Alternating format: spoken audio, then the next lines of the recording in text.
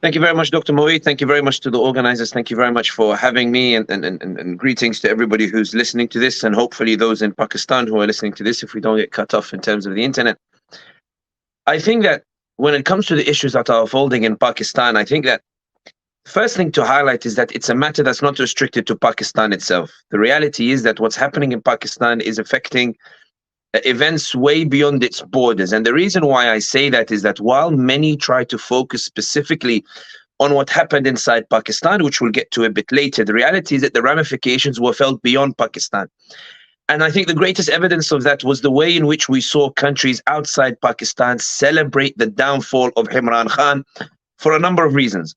The first is that Imran Khan, with his presence and with his policies, and indeed primarily with his rhetoric as well, was transforming the image of Pakistan from a state which was supposed to be a proxy of some of the other Muslim states, from a state which was supposed to be a follower, a state that was supposed to be a sidekick or reinforcement, to a state that was now dictating the debate and policy and general trends that were taking place in the Muslim world and beyond.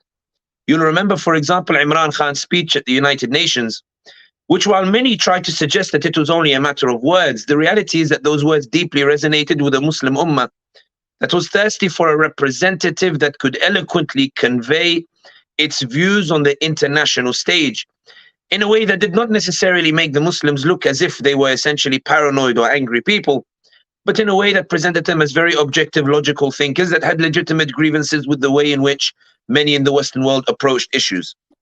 We saw that Imran Khan, for example, had navigated Pakistan from being considered part of one particular orbit of politics, whether that's in the Muslim world or indeed in the wider world, to one in which Pakistan became a much more independent thinker, independent operator, positioning itself as part of a wider community within which it was able to position itself as a key driver. By that I reference, in particular, we saw the issue of the Kuala Lumpur summit, which upset some in the Middle East in particular, that Imran Khan would dare to try to renegotiate the relationship between Pakistan and certain Middle East states from a relationship of dependency to a relationship of equal self-respect.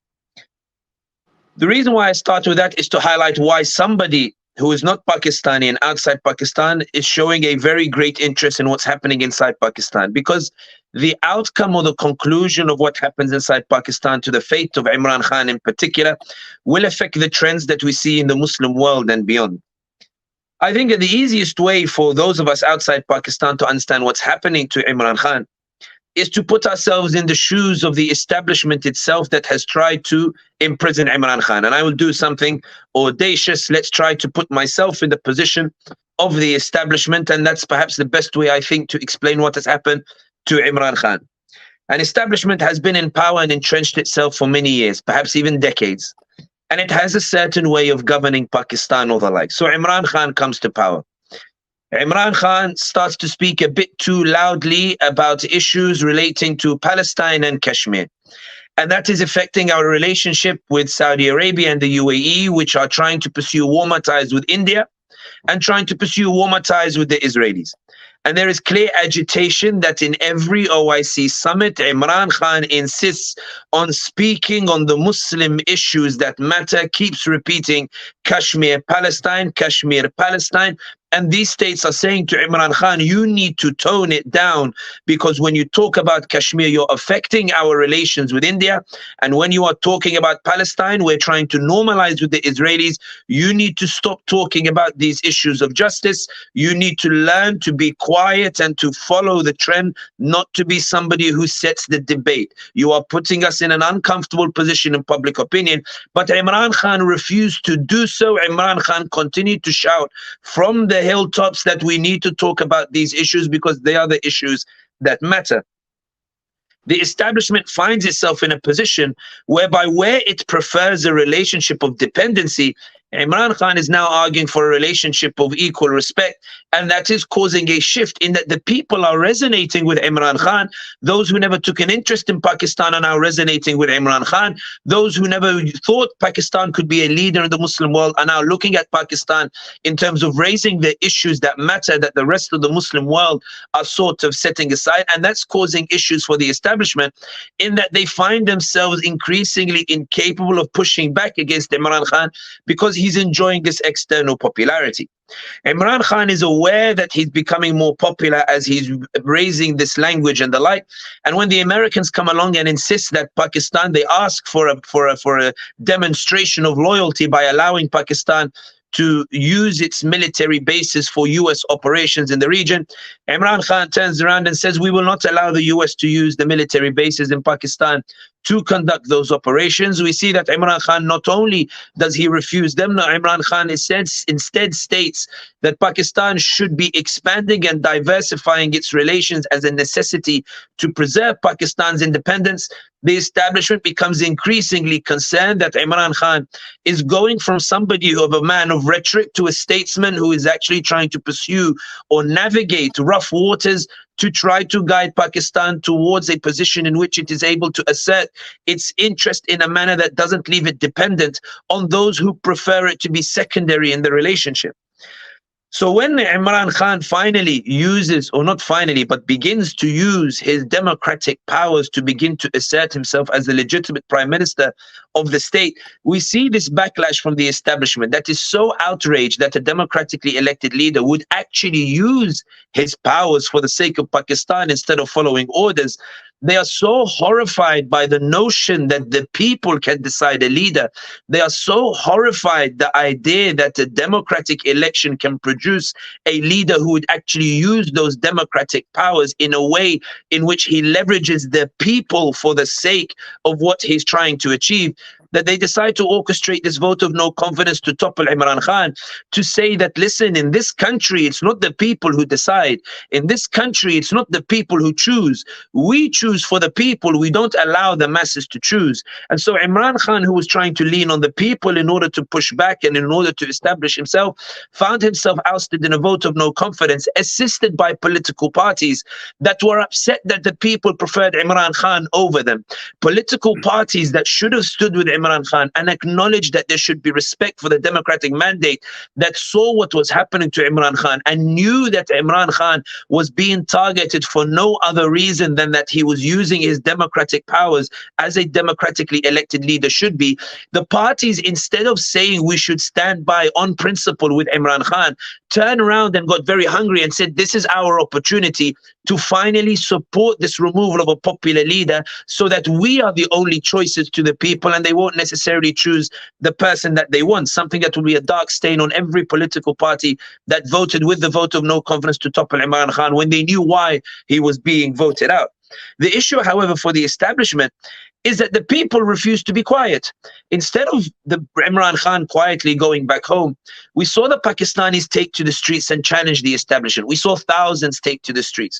We saw tens of thousands, in some cases hundreds of thousands, taking to the streets, demanding that Imran Khan be respected as the democratically elected leader.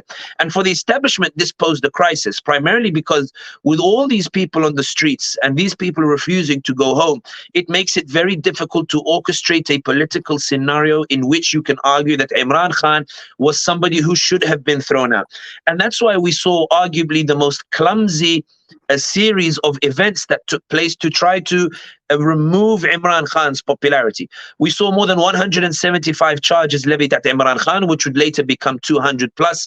And essentially the establishment threw anything at Imran Khan, hoping something would stick. There were charges of terrorism, charges of corruption, charges of tweeting, charges of Facebook, charges of insulting a judge, charges of taking a gift and not declaring it. Anything that they could find in the book in terms of trying to make it stick with Imran Khan, they threw it not in the belief that he was actually guilty of any of it, but in the hope that perhaps any of it will stick, whereby they might be able to cast doubt on somebody whose image in the Pakistani mentality and indeed abroad beyond Pakistani's border was seen as somebody who, even if perhaps he did not have the power power everybody wished he had, was certainly seen as sincere and honest, and being targeted by insincere individuals who were concerned at the potential that Imran Khan was going to achieve for Pakistan. And on this particular point, it's important to emphasize the potential that Imran Khan might have achieved for Pakistan. And the reason why I say that is because it's important to note that in those 3 years of Imran Khan, Pakistan's image abroad transformed exponentially.